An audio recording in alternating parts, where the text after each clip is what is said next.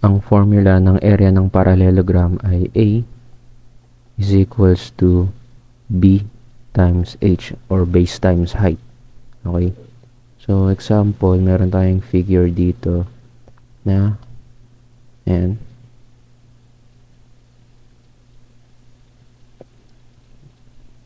So, yung ating height, that is 6 meters, and then yung ating base naman ay 8 meter.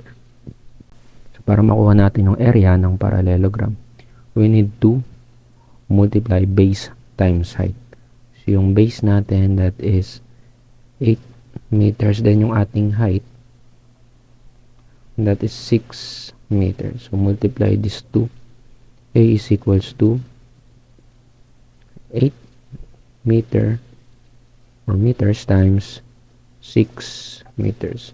So, ang ating final answer ay